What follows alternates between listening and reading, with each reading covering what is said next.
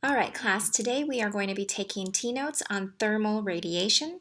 Please make sure that you have your T-notes in the same format, which is the horizontal and vertical lines. Let's begin. Thermal radiation, which is a kind of electromagnetic radiation, is energy carried by heat. It is heat energy. And what we know and what we have experienced is that energy from heat radiates in all directions. So if we were looking at the sun, even though we see the lines of the heat coming from the sun towards the earth, there are actually lines going everywhere outside of the sun in all directions, even towards us, behind us. So it is radiating in all directions. Heat energy or thermal radiation is given off by all objects. They could be hot objects, cold objects. Doesn't matter. Animals, humans, everything gives off heat.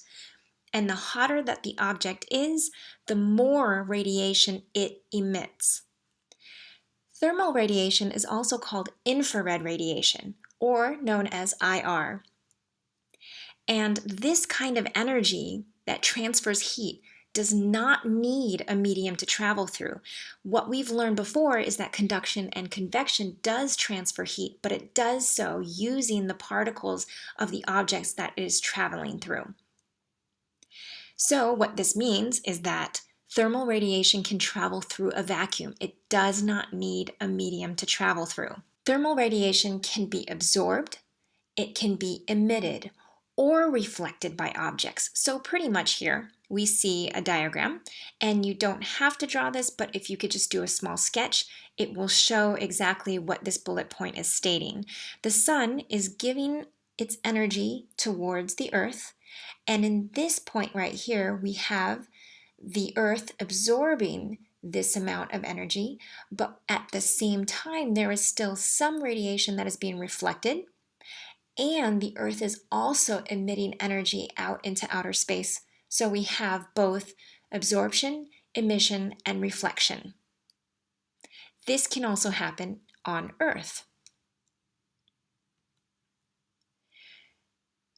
Thermal energy, thermal heat, or infrared rays belong to the EM spectrum, which is electromagnetic spectrum. So I just wanted you to know, you don't have to draw this, but we do have radio waves, microwaves, and then what we said, thermal, heat, or infrared rays, as well as visible, ultraviolet, X-ray, and gamma rays. Infrared belongs with these other kinds of waves. And so these kind of waves are light waves. And I just wanted to let you guys know that it does belong with these, and they do not need a medium in order to travel through. Here is an example up here where we see this parrot showing the different temperatures that is being emitted. Only if we were using certain devices where we could visually see the temperatures, we would not be able to see infrared rays. So let's do a comparison. We remember that conduction is where heat energy is transferred from particle to particle to particle. So right here is the heat source. The heat would begin to excite the particles closest to the heat source that would then transfer that heat through each particle by direct contact. And it would just travel all the way through until the end, which is where it's showing that this hand is touching something hot.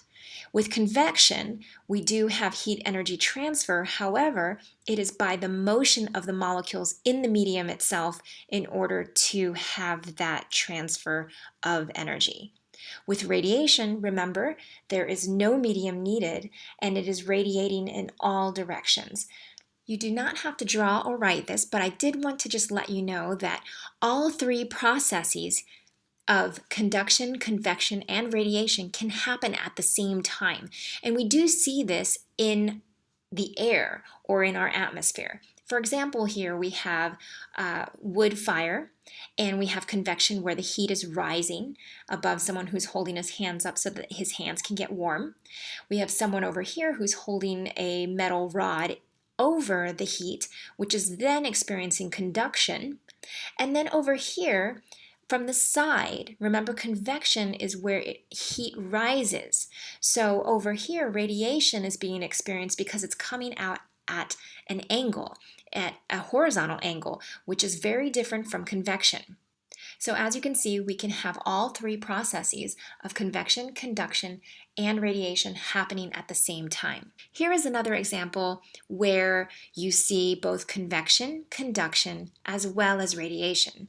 So here we have convection, where the flame is heating the air right here, making the air go up. And then, of course, the cold air is replacing that warm air in order to be heated up and then rising. So we have convection happening.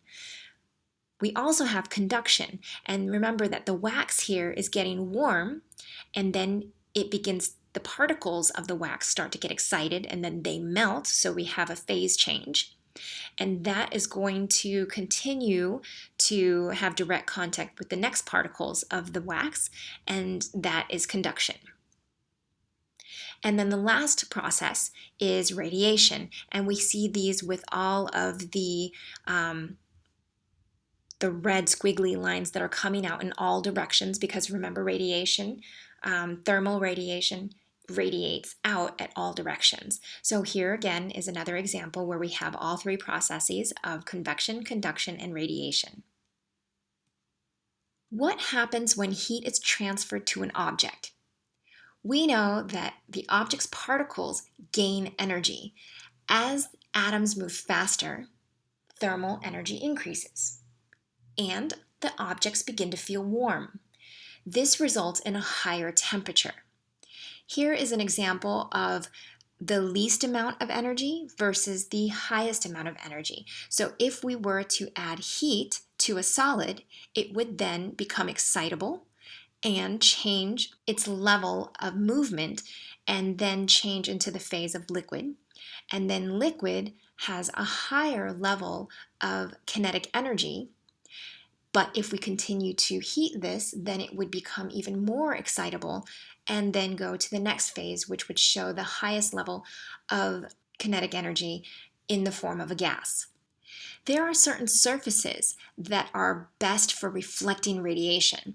And as you can see here, please do draw this little diagram. It does show a shiny surface and with an incoming radiation, and it's being reflected. So shiny light colored surfaces reflect a large amount of radiation. And because they reflect a lot, they do not absorb very much at all. The surface warms up only slightly because it's not absorbing the heat. For example, wearing light-colored clothing during hot weather, this is essential because wearing light-colored clothes help to reflect a lot of the light. It won't absorb the radiation, therefore making you more hot. The surfaces that are best for absorbing radiation are dull, dark-colored surfaces. They will absorb the largest amount of radiation, and you can see this with this dark surface here with the incoming radiation and most of it being absorbed with a very little amount coming out, so being reflected. Because of this, the surface starts to heat up more quickly than that of a shiny, lighter colored surface. For example, if you have dark hair and you touch your head from being outside in the sun versus someone who has lighter hair, dark hair will feel much hotter because the dark color will absorb the radiation more quickly, and so your hair will become warmer more fast than someone with lighter hair. One thing to note that is true about materials that absorb and reflect radiation is that objects that are good absorbers are also good emitters. For example, we have a dark colored cup versus a light colored cup. And a dull or dark colored cup will absorb radiation faster, and thus it will get hotter faster. It will also emit radiation faster, which means it will cool faster. In comparison, a shiny light colored cup will absorb radiation slower because there's a lot of reflection, which means that it will warm up slower. At the same time, it will emit its radiation slower, which means that it will cool more slowly than that of the black cup. Surface area also plays a role in the ability of an object to radiate heat. If you have more surface area, as in this picture here, the surface will absorb radiation faster, becoming warmer more quickly, and it will also emit the radiation that it has much more quickly, therefore getting cooler faster. In contrast, here we have a smaller amount of surface area for an object, and because of this less surface area, we have absorption of radiation at a more slow rate, and thus it will warm more slowly, and it will also emit more slowly, which means it will cool slower. All right, thank you very much for watching. We've made it to the end of our TNOTES. Please make sure you understand this information. Rewatch the video if you need to clarify anything, and make sure you understand the content and be ready to use it in class next. Have a great day.